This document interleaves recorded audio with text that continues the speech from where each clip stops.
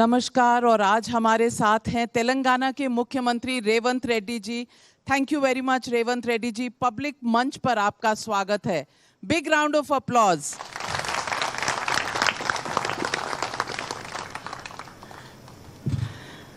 रेवंत रेड्डी जी, चुनाव का समय है, तनाव बहुत है। तनाव चुनाव में क्यों हो जाता है? कोई किसी को कुछ कह रहा है, कोई किसी को कुछ कह रहा है। That is game rule. क्योंकि पहले विचारधारा के ऊपर चुनाव होते थे। नरेंद्र मोदी जी आने के बाद जो विचारधारा सबको लोग भूल गए। चुनाव में जीतना है, बस कुछ भी करो, कुछ भी बोलो, कुछ भी वादा करो।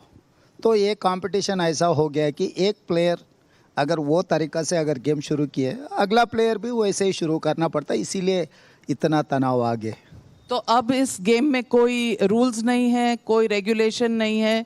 आप ये कहना चाह रहे हैं क्योंकि एक तरफ ओवैसी जी हैं आपके इसी हैदराबाद के, वो कहते हैं आप तो आरएसएस के हैं और केसीआर जी कहते हैं आप चुनाव के बाद यहाँ कांग्रेस छोड़कर 30-40 एमएलए लेकर बीजेपी में चले जाएंगे। आप कहते हैं केसीआर जो है वो बीजेपी के बी टीम है, मिले हुए हैं। ये चल क्या रहा है? कौन कहाँ पर है? ये तो मुझे अच्छा दिखता है। तेलंगाना में कोई भी राजनीति करना है तो रेवंत का नाम लेना ही लेना। इतना मजबूरी कर दिया मैं ओवैसी को, केसीआर को और बाकी के लोगों को कि बिना रेवंत चुनाव नहीं लड़ सकते। तो मुझे अच्छा लगता है क्योंकि चुनाव से पहले भी ऐसी बड़े बड़े बातें बोले, गलत बातें भी बोले, लोग सब सुनकर लोग जवाब दे दिए इन लोगों को। उसके बाद भी ऐसी झूठा बातों से चुनाव जीतने के लिए कोशिश करे। मगर तेलंगाना के जनता बहुत होशियार है। कौन क्या कर रहा है, कौन किसका इशारा कहाँ चल रहा है, कौन किसके साथ काम कर रहा है। मैं एक सवाल आपसे पूछना चाहता हूँ। दारुस्सलाम ऑफिस कहाँ है, आपको पता है? कौन सी असेंबली कॉन्स्टिट्यूंसी?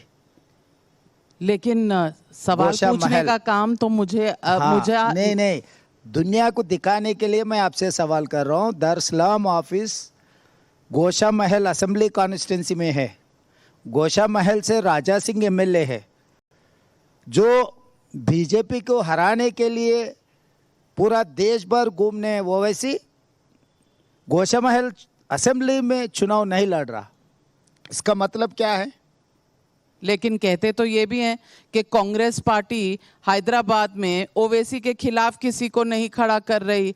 आप भी मिले हुए हैं कहीं ना कहीं, ताकि बिहार में, उत्तर प्रदेश में कांग्रेस का जो एक वोट बैंक है, माइनॉरिटी वोट बैंक, उसको ओवैसी ना काटे, इसीलिए आप भी मिले हुए हैं। चुनाव नहीं लड़ रहा है बोल के किसने कहा? 25 तारीख तक टाइम है कैंडिडेट्स चुनाव लड़ने के लिए। मुझे छोड़ दो, अगर सचमुच नरेंद्र मोदी जी असदुद्दीन ओवैसी को अगर चुनाव में हराना है तो क्यों वहाँ पर हिंदुओं को टिकट दिए? इसका मतलब साफ साफ है, वहाँ पर near about 60% voters are Muslims. तो नरेंद्र मोदी जी हिंदू को टिकट देते हुए मुस्लिम पोलराइजेशन कर दे रहा असदुद्दीन ओवैसी चुनाव जीतने के लिए। अगर नरेंद्र मोदी जी असदुद्दीन ओवैसी को चुनाव में हराना है तो बीजेपी से एक मुसलमान कैंडिडेट को खड़ा करके मुसलमान वोटों में भी शेयर कुछ लेकर ये हिंदू वोट भी कंसोलिडेट कर दे को कैंडिडेट को अगर वोट डाले तो तब असदुद्दीन ओवैसी को हरा सकते हैं। साफ आपके आंखों के सामने दिख रहा है। हिंदू मुस्लिम डिवीजन नरेंद्र मोदी जी असदुद्दीन ओवैसी के लिए कोशिश कर रहा है हैदराबाद में। असदुद्दीन ओवैसी पूरा हिंदुस्तान में घूमकर हिंदू पोलराइजेशन करने के लिए कोशिश कर रहे हैं। 80% हम लोग बहुत सारे लोग हम ये चर्चा कर रहे हैं कि कहीं पर भी असदुद्दीन ओवैसी गए तो मुसलमान वोट काट रहे, इसीलिए कांग्रेस हार जाए, विपक्ष हार जा रहे। वो नहीं है। 80% हिंदू वोटर्स को पोलराइज करने के लिए असदुद्दीन ओवैसी को भारतीय जनता पार्टी, नरेंद्र मोदी जी, अमित भाई ने इस्तेमाल कर रहा है। जहाँ पर भी गया, जहाँ पर भी भाषण दिए, किसके खिलाफ दे रहे, कौन सी विचारधारा के खिलाफ असदुद्दीन ओवैसी लड़ रहा है? इसका मतलब वो 20% पोलराइजेशन इनके तरफ हो जाए, 80% पोलराइजेशन मोदी जी के तरफ हो जाए। तो एक स्ट्रैटेजी प्ले कर लेके ये दोनों चुनाव लड़ रहे हैं। मैं आपसे एक चीज पूछना चाहती हूँ, आप हिंदू हैं कि मुसलमान? क्यों, आपको क्यों वो डाउट क्यों क्योंकि आप कह रहे हैं कि अगर असदुद्दीन ओवैसी के सामने अगर कोई हिंदू लीडर लड़ेगा तो वो जीत नहीं पाएगा, मुस्लिम ही लड़ेगा तो जीत पाएगा। मैं पूछना चाहती हूँ, जब गवर्नेंस में हैं, आप हिंदू नेता हैं, आप हिंदू हैं, लेकिन आप सब लोगों के लिए चीफ मिनिस्टर हैं, आप सबका ख्याल रख सकते यहाँ हैं। पर चुनाव के बाद चर्चा चल रहा है, सरकार चलाने के बारे में चर्चा नहीं हो रहा है। सरकार चलाना है तो कौन न्यूट्रल रहना, कौन सेक्युलर रहना, कौन सी विचारधारा से सरकार चलाना है, कौन सी तरीक़े से सरकार चल सकता है। जब चुनाव लड़ना है तो स्ट्रैटेजी क्या है? कोई भी नरेंद्र मोदी जी क्यों स्ट्रैटेजी बना रहे, प्रशांत किशोर ने क्यों बनाया, सुनील कनगोलू क्यों आए मार्केट में? स्ट्रैटेजी के बारे में बोल रहा हूँ मैं। जो आदमी चुनाव लड़ना है तो अगर ओबीसी कौन है, बार बार पार्लियामेंट में नरेंद्र मोदी जी मैं बड़ा ओबीसी नेता हूँ बोलता है। ये देश का प्रधानमंत्री ऐसा क्लेम कर सकते क्या? ओबीसी, इसका मतलब अपर कास्ट के खिलाफ है नरेंद्र मोदी जी। आप क्या बोलना चाह रहे हैं? लेकिन आपके नेता राहुल गांधी तो सड़क पर जाकर सबसे पूछते हैं आप कौन से कास्ट के हैं, आप ओबीसी क्यों नहीं है। वो तो पत्रकारों से भी पूछते हैं आप किस कास्ट के हैं। तो मोदी जी बोले कि आप बोल रहे हैं कि हम लोग ओबीसी के लिए काम करेंगे, पिछड़ों के लिए काम करेंगे। हम तो कर रहे हैं। नाविका जी, वो करने के बारे में नहीं कह रहा है, वो क्लेम कर रहा है। राहुल जी ये पूछ रहा है कि समाज में कितना पिछड़े लोग हैं, ओबीसी के लोग हैं, इनका तरक्की क्यों नहीं हो रहा है। गरीब लोगों को, जो गरीब दिखता है, जो साइकिल पंचर बनाने वाले, पान डब्बा में काम करने वाले, मोस भेजने वाले कने, छोटे छोटे गरीब लोगों कने राहुल जी जाकर उनसे पूछ रहा है भाई आप कौन सी जाति का है, क्योंकि वो दिखाना चाह रहा है अपर कास्ट जो भी तो मिनिमम परसेंटेज है, कॉर्पोरेट सेक्टर है या आईएएस ऑफिसर्स है या पॉलिटिशियन से, पूरा वेल्थ अपर कास्ट के हाथ में कितना है, गरीब लोगों के हाथ में कितना है, वो दिखाना चाह रहा है। एक मुख्यमंत्री हैं जिनका नाम है रेवंत रेड्डी। रेवंत रेड्डी शेयर कर रहे थे स्टेज प्रधानमंत्री नरेंद्र मोदी के साथ। तब उन्होंने क्या कहा, मैं आपको सुनवाना चाहती हूँ, सुनिए। नरेंद्र मोदी जी, हमारे हिसाब से प्रधानमंत्री का मतलब हमारे बड़े भाई के जो मदद रहे तो ही हर प्रदेश के मुख्यमंत्री उनके क्षेत्र में वो कुछ तरक्की कर सकता है, कुछ डेवलपमेंट को आगे ले सकता है। इसीलिए मेरा गुजारिश है, इस वक्त तेलंगाना अगर आगे तरक्की करना है, हम भी गुजरात जैसा हम आगे जाना है तो यहाँ पर आपकी मदद जरूरी है। यानी कि नरेंद्र मोदी बड़े भाई और गुजरात मॉडल आपका मॉडल जो आप तेलंगाना में चलाना चाहते हैं। क्या करे थे उसमें नाविका जी, अच्छा हुआ मुझे याद दिलाया। This is union of states. Union of states में जितने भी मुख्यमंत्री लोग हैं, ये सब मुख्यमंत्रियों को प्रधानमंत्री बड़ा भाई है। आज के तारीख में नरेंद्र मोदी जी वो कुर्सी में है, क्योंकि कुछ सब्जेक्ट स्टेट के रहते, कुछ सब्जेक्ट सेंटर के रहते, बाकी के सब्जेक्ट कॉन्करेंस लिस्ट, मतलब स्टेट एंड सेंट्रल कि जो tax, income tax, central tax, IGST, ये सब सारे पैसे दिल्ली जा रहे हैं। नरेंद्र मोदी जी पैसे देना है, परमिशंस देना है। हमारे तेलंगाना में तो जो इरिगेशन प्रोजेक्ट से एनवायरनमेंट क्लियरेंस नहीं दे रहा है। Because of that reason project cost is escalating like anything.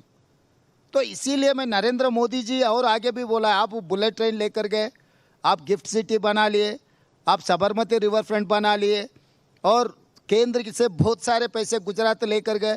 कोई भी तेलंगाना में इन्वेस्टमेंट करने के लिए आए तो डरा के फिर वो गुजरात लेकर जा रहा है।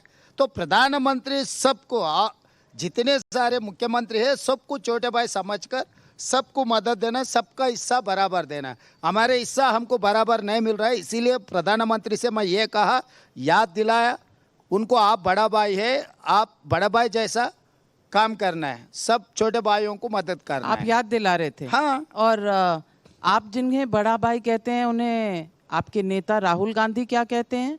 उसका हिस्सेदार बराबर है ना, वो लोग कॉन्फ्लिक्ट ऑफ इंटरेस्ट है, एक ही कुर्सी के लिए दोनों लड़ रहे हैं। वो छोटे भाई बड़े भाई कहाँ हैं? तो उनका कॉन्फ्लिक्ट ऑफ इंटरेस्ट है, Same है तो वो भाई। चौकीदार नहीं, चोर है नहीं। बोलेंगे तो चलेगा। आप इसीलिए- बड़े भाई इसीलिए- खाली पैसे ना- ना- निकालने ना- के लिए ना- बोलेंगे। नाविका जी, आप समझो, अभी नरेंद्र मोदी के खिलाफ इस देश में कौन चुनाव लड़ रहा है? राहुल गांधी जी। मतलब आगे राहुल गांधी जी कहीं प्रदेश का मुख्यमंत्री बनने का थोड़ी है।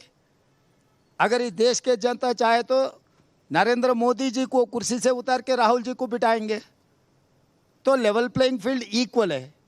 राहुल गांधी कह रहे हैं बीजेपी और नरेंद्र मोदी को 150 सीट से ऊपर नहीं आएंगी। प्रियंका गांधी जी कह रही हैं 180 सीटें आएंगी। सिद्धारमैया जी कह रहे हैं 200 सीटें आएंगी। आप कह रहे हैं 220 से 240 आएंगी। ये कांग्रेस पार्टी वाले आपस में बात नहीं करते हैं क्या? अगर बात करते तो स्ट्रैटेजी आप बोल रहे हो वो भी सेम रहता और इंटरनल जो आपका सर्वे है उसका भी पता चलता। कभी कभी ऐसा हो जाता है, हम भी पत्रकारों से ज़्यादा बात करते हैं ना, जो पत्रकार हमें दिखाएंगे वो हिसाब से कभी कभी हम लोग भी गलत फहमी में चले जाते हैं।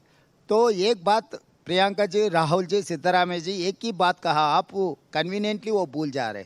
ईवीएम नहीं है तो नरेंद्र मोदी जी चुनाव नहीं लड़ सकते। नरेंद्र मोदी जी का भरोसा EVM, ED, income tax, CBI, Adani, Ambani, ये नरेंद्र मोदी जी परिवार है ना, वो परिवार से चुनाव जीतने के लिए कोशिश करिए। परिवार को दूर रख के अगर नरेंद्र मोदी जी भारतीय जनता पार्टी के विचारधारा से अगर चुनाव लड़ेंगे ना, तब पता लगेगा भारतीय जनता पार्टी को कितने सीट मिलने वाले हैं। रेवंत रेड्डी जी, आप तो इसी ईवीएम से जीतकर मुख्यमंत्री बने।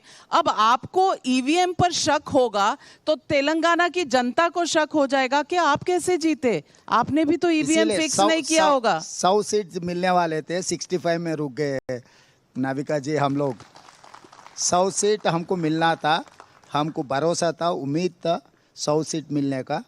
तो वो लोग समझे कि 19-20 में इधर इधर हो जाएंगे। इसीलिए प्रदेश में जो ईवीएम मशीन आप जब चाहे तब ऑपरेट कर सकते, it is not automatically operation. Narendra Modi ji को अभी बैंक ये बहुत बड़ा चार्ज लगा रहे हैं बड़े भाई पर। नहीं, हाँ, नाविका जी, आपके पैसे बैंक में है, बैंक से सीधा सीधा आपके पर्स में तोड़े आएंगे। आप बैंक जाना, दस्तखत करना, रिसीट देना, चेक देना, फिर पैसे लेना। नरेंद्र मोदी जी को भी जब जब जरूरत है तो तभी ईवीएम को इस्तेमाल करेंगे। हर बार हर छोटे मोटे चीजों के लिए वो इस्तेमाल नहीं तो करता तेलंगाना छोटा मोटा राज्य है। हाँ, उनके लिए तो छोटा ही है ना। एक प्रधानमंत्री को एक प्रदेश छोटे ही है। कांग्रेस पार्टी और आपके अलायंस पार्टनर्स तो कहते हैं कि गौमूत्र स्टेट्स में बीजेपी जीतती है, साउथ में नहीं जीत सकती। तो ये भारत के दो टुकड़े कर कौन रहा है? मोदी जी कर रहा है। कैसे? अभी आंध्र तेलंगाना में क्यों तेलंगाना हम पूछे राज? हर बार आंध्र के लोग तेलंगाना के ऊपर जबरदस्ती किए, हमारा हक हमको नहीं मिल रहा था, हमारे पैसे, हमारा बजट हमको नहीं मिल रहा था, तो इसीलिए हम लड़के तेलंगाना लिए। आगे ऐसे ही नरेंद्र मोदी जी कहा तो साउथ एंड नॉर्थ कन्फ्रंटेशन हो जाए, क्योंकि आप साउथ को जो मिलना था, जो इससे पहले मिल रहा था, आप ये 10 साल में क्यों नहीं दिए? इसका जवाब दिए तो इसका जवाब ढूंढे तो आपको पता लगेगा कि साउथ को क्या अन्याय हो जा रहा है।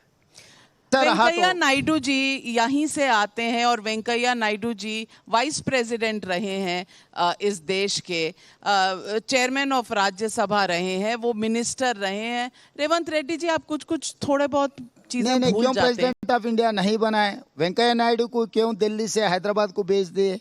क्या गुनाह किया था?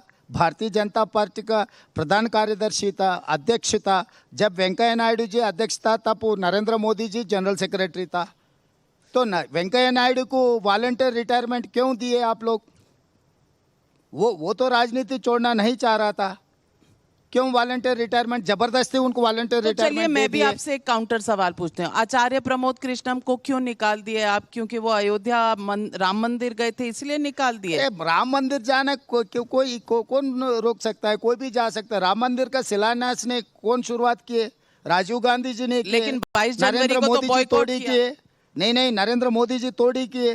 राजीव गांधी जी ने शिलान्यास को परमिशन दिए, अलो किए थे। तो ये तो हिस्ट्री है, आपको भी पता है। बॉयकॉट क्यों किया प्राण प्रतिष्ठा को?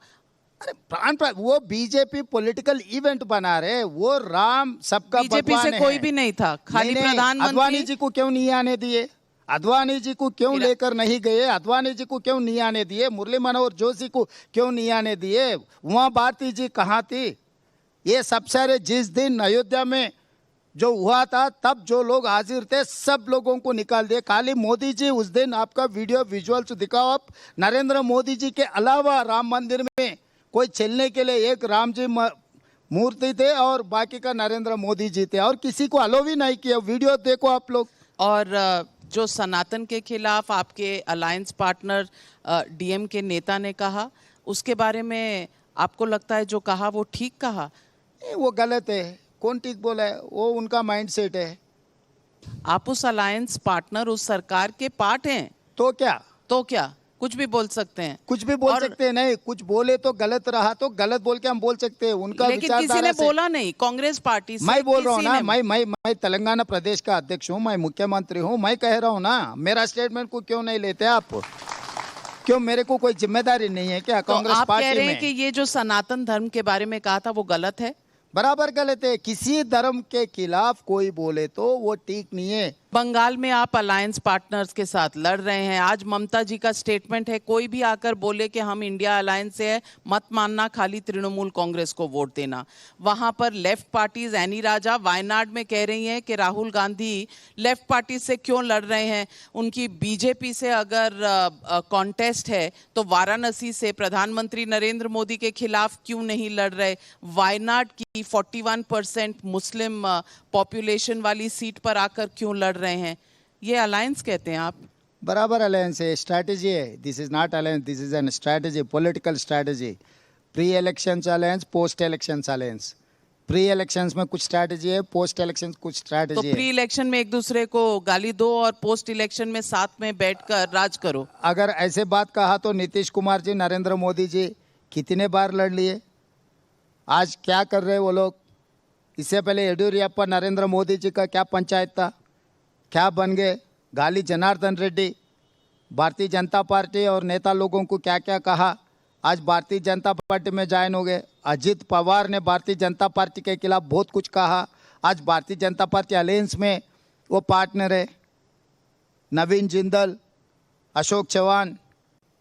मैं पूछना चाहती हूँ आपसे कि आप भी तो बीआरएस से ले रहे हैं लोगों को, तो अब करप्शन जो चार्जेस आप केसीआर एंड गवर्नमेंट पे लगाते थे उसका क्या होगा? आपकी भी तो एक छोटी वॉशिंग मशीन है। जितने लोगों को मैं लिया है उनका ट्रैक रिकॉर्ड वेरीफाई करो, उनके ऊपर चार्जेस नहीं है।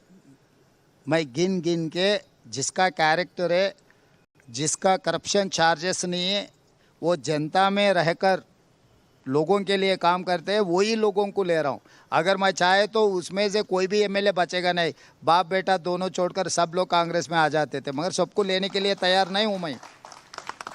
रेवंत रेड्डी जी, चुनाव का पहला दौर आज हो गया है। पूछना चाहती हूँ आपसे, मोदी जी तो कह रहे हैं और कॉन्फिडेंट हैं 400 पार। मैं एक बात साफ बोलना चाहता हूँ, क्योंकि नारा के लिए अच्छा है, व्हाट्सएप यूनिवर्सिटी में चलाने के लिए भी ठीक है, मगर राजस्थान में 25 सीट्स है, 25 बीजेपी को मिल गए। गुजरात में 26 है, 26 उन्हीं को मिल गए। हरियाणा में 10 है, 10 का 10 मिल गए। दिल्ली में 7 है, 7 का 7 मिल गए। बिहार में 40 है, 39 ऐसा कुछ उन लोगों को मिल गए। उत्तर प्रदेश में 62 मिल गए। वेस्ट बंगाल में 18 मिल गए। झारखंड, छत्तीसगढ़, जहाँ पर भी देखो भारतीय जनता पार्टी को 80% से लेकर 100% तक रिजल्ट मिले, तो उन लोगों को मिला है 300। अब बात रहा साउथ में, केरला, तमिलनाडु, आंध्र प्रदेश, तेलंगाना, कर्नाटका, पुदुचेरी, सब मिलकर 130 सीट से 130 में 15 सीट मिले से ज़्यादा है ये साउथ से। 130 में भारतीय जनता पार्टी को मिलने का है 15 सीट। 15 सीट छोड़ दिए तो वहाँ पर 400 के चिल्लर 413 सीट समझो। 413 में 100% जीते तो भी 400 होने का मुश्किल है। तो इस बार और कोई पार्टी वो लोग वहाँ पर 400 चेंज में अलायंस में 330 सीट कंटेस्ट कर रहा है भारतीय जनता पार्टी, तो 330 सीट में अगर कंटेस्ट किए तो 400 मिलेंगे कैसे? कांग्रेस को कितनी सीटें आएंगी? अब ये पूरा मिलाए तो 272 प्लस आ जाएंगे। तेलंगाना से तो 14 दे देता हूं मैं। अब you mark my word. All right. Kerala में मैं 2 दिन केरला में रह चुका हूं, 20 आउट ऑफ 20 आएंगे। भारतीय जनता पार्टी कहीं पर भी डिपॉजिट नहीं मिलने वाले हैं। पार्टीज तो आपसे नाराज हो जाएंगी। नहीं, मैं बात बोल रहा हूँ। और तमिलनाडु में प्लस पांडिचेरी 40 को 40 हमको मिलने वाले हैं। कर्नाटका में 28 को 28 मिलने वाले हैं। नहीं, आप भारतीय जनता पार्टी ऐसे बातें कहते हैं, मैं ऐसा बात नहीं बोलता हूँ। आधा तो लेकर रहेंगे। सरकार आपकी है और आधा ही तो लेंगे। क्या? पूरा ले लो, ईवीएम अब आप ही के पास है। नहीं, आप मोदी के पास है, हम मोदी के साथ नहीं है ना Navika ji. Well, it's war, it's really war. 2024 का चुनाव नहीं, ये जंग का ऐलान है। यहाँ हैदराबाद तेलंगाना से जंग में कौन जीतेगा ये देश की जनता बताएगी। लेकिन पब्लिक मंच पर हमारे साथ जुड़ने के लिए और खुल के बात करने के लिए रेवंत रेड्डी जी आपका बहुत बहुत धन्यवाद। Big round of applause. Thank you. Thank you.